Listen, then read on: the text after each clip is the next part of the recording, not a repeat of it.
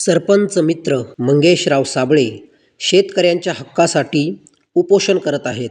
आज 7 दिवस होत आलेत की ते अन्नाचा कण देखील त्यांनी घेतलेला नाहीये. एक म्हण आहे बघा, ज्यावेळेस एखाद्या मंत्र्याच्या घरात लेकरू जन्माला येतं आणि ते 2 दिवसाचंही होत नाही, तर सर्व लोक त्याला राजकुमार, राजा म्हणायला लागतात.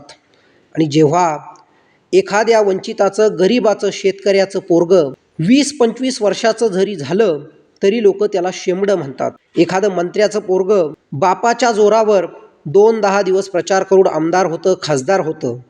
परंतु एका शेतकऱ्याचं पोरगं असं 10 दिवस जरी उपाशी राहिलं तरी हे मंत्री, आमदार, खासदार त्याला भेटायला येत नाही, कारण की तो एका गरीब शोषित शेतकऱ्यासाठी संघर्ष करतोय. म्हणून संभाजीनगरच्या पालकमंत्री असलेल्या संजय शिरसाटांना माझं सांगणं आहे, आणि संभाजीनगरचं जो कोणी कलेक्टर आहे त्या बांडगुळांना माझं सांगणं आहे की आता बघा, तुम्ही एखाद्या मंत्र्याच्या पोराचं लग्न असलं तर मुख्यमंत्र्यासहित सगळे आमदार व सगळं मंत्रिमंडळ त्या लग्नाला येतं.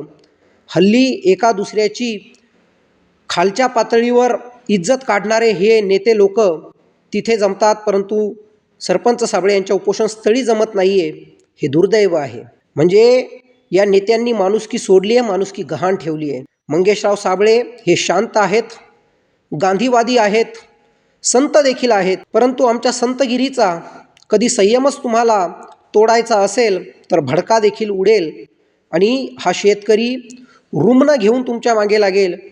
संभाजीनगरचे कलेक्टर व संभाजीनगरचे पालकमंत्री जिथे कुठे आहेत त्यांनी उपोषण स्थळावर दाखल व्हावं, अन्यथा तुमच्या घरासमोर देखील उपोषण करू आणि तुमचं फिरणं मुश्किल करू. संयमाचा अंत बघू नका. गांधीवादी आहोत, गांधीवादी राहू द्या, नाहीतर भगतसिंग बनायला देखील वेळ लागणार नाही, हे तुम्ही लक्षात घ्या.